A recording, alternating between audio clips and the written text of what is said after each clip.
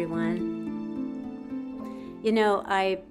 I keep thinking about how the heck am I expecting to share my life as a starseed in a video? I mean, it's been a pretty long life so far.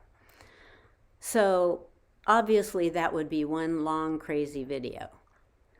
So I think what I'll do is just pick a topic and make a short video of whatever comes to mind.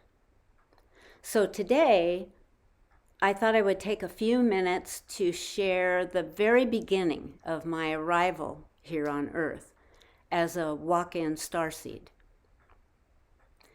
And to begin with, maybe a short explanation.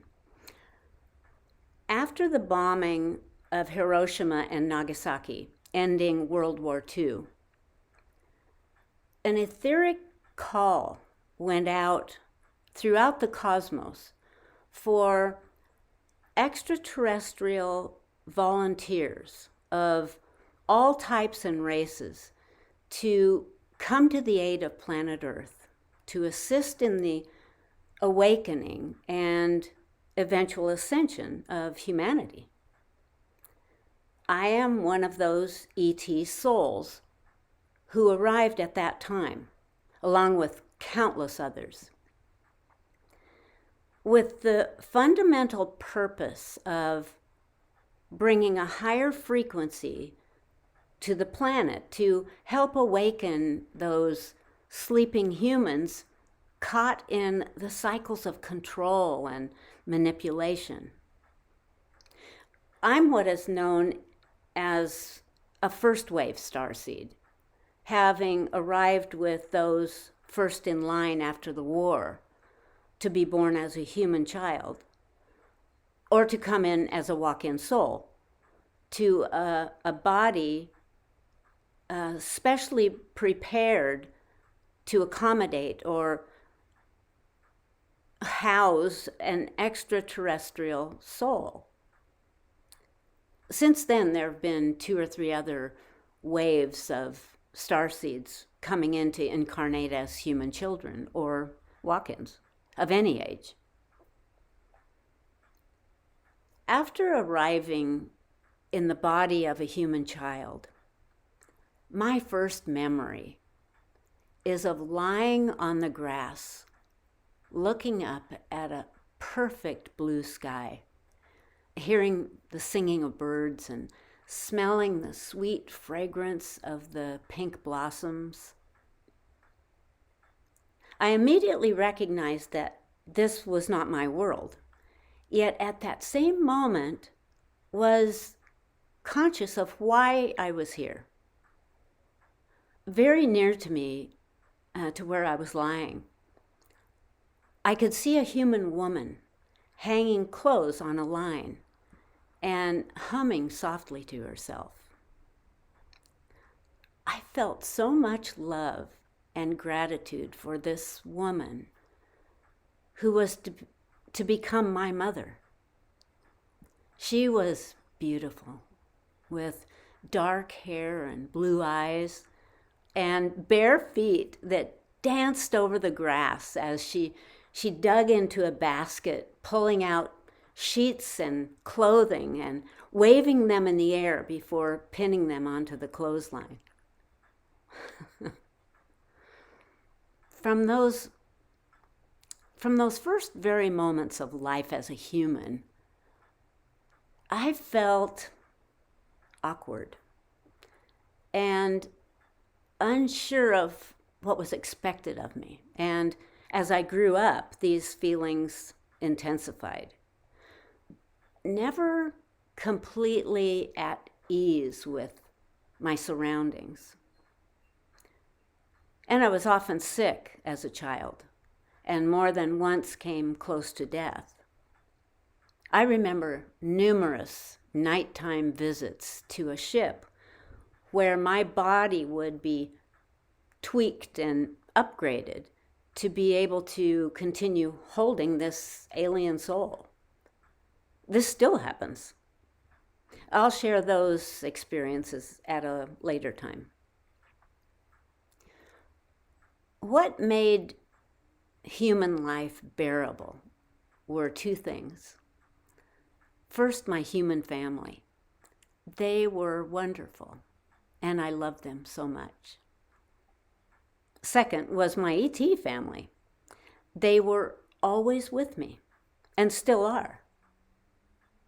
From the time of my arrival, every night as I closed my eyes, they would come to me, showing themselves as moving, vibrating streams or fingers of golden light behind my closed eyes.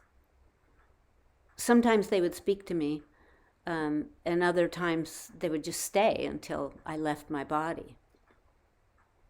Each night, I would feel myself begin to rise up off the bed, higher and higher, and suddenly I would be home.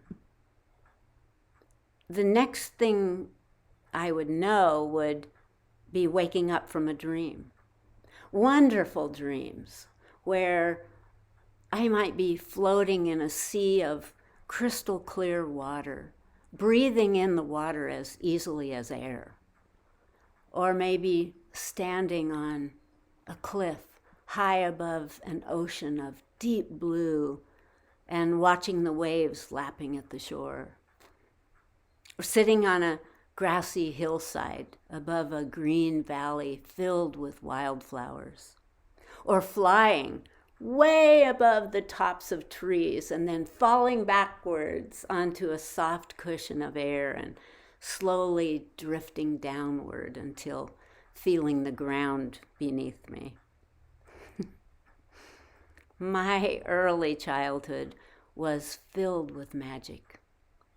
Having deep conversations with grasshoppers, or the shiny green beetles crawling up the screen, or petting a new batch of kittens, or bottle feeding a new baby lamb, watching ants carrying leaves and stems into a hole, or playing with water bugs and striders in the creek, or climbing to the tops of trees and singing out to the world, "Here I am!" My grandmother was the one who named me, a name meaning divine gift. She talked to me about God and UFOs and ghosts and angels and played a magical violin with notes so high and pure, they would hang in the air as if forever suspended, vibrating my chest and moving my heart to tears. As the years progressed and I started school, I began to see things that were very confusing and upsetting to me.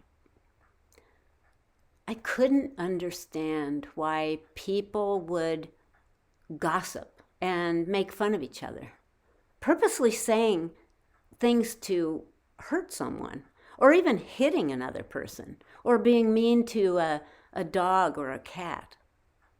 I had never experienced things like this before, and it really disturbed me. I never felt so different, so inadequate to understand what was going on.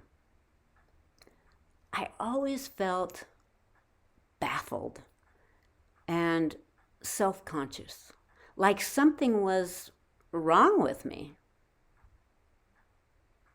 I went to my mother and asked her, "Why are people so mean to each other here?"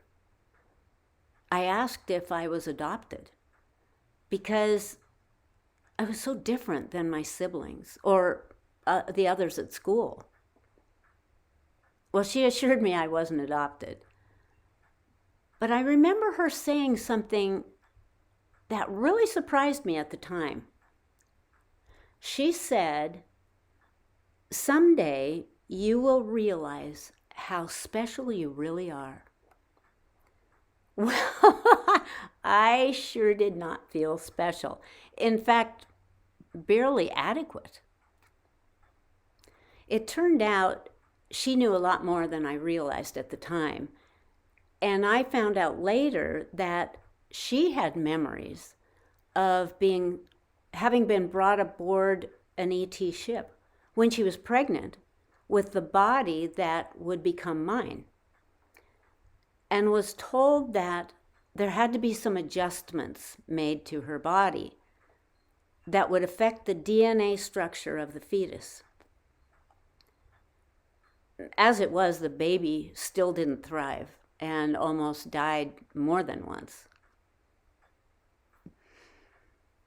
Obviously, there is both positive and negative in being a starseed, but especially one with some memory of where they came from.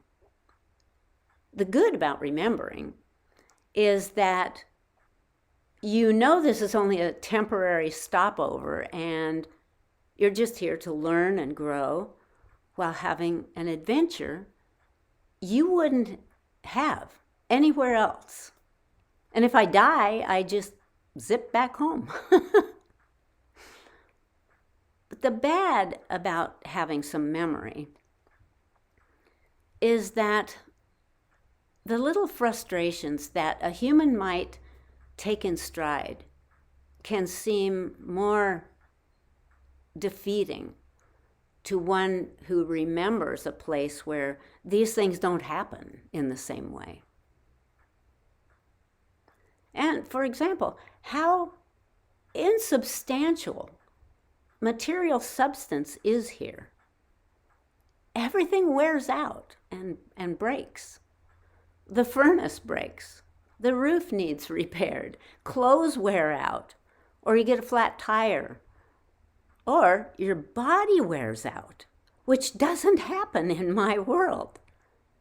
You need glasses. You lose strength. Suddenly you just want to give up. It sucks here.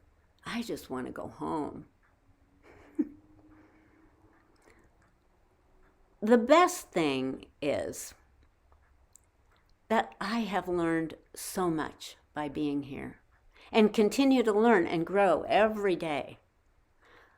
I've learned how to be happy in spite of where I am. Or, hey, maybe because of it, who knows? Or happy in spite of my circumstances. Well, that said, I definitely know what it's like to have your heart broken and to yearn so desperately to go home. I know what it's like to not have any friends. Or if I do have a friend, I feel like a fraud because I can't be myself. I know what it's like to have no one to talk to be so lonely you want to die, to cry out and beg the universe to please let you go back home. I made a mistake. I don't belong here. Still, I have learned I shouldn't expect others to be like me or think like me, and to recognize I can learn from everyone if I just let them be who they are. I had to finally learn to accept and love them as they are and not to expect them to change or become different. I've learned that there is beauty everywhere if I'm willing to see it. That the world, this world, can be wonderful, even extraordinary, when I allow myself to view it through the eyes of love and appreciation. Everything is here once you learn to go with the flow, to let it be just what it is, an adventure planet, where every event can be an adventure, whether it's falling in love or trying a new food or a new hairstyle.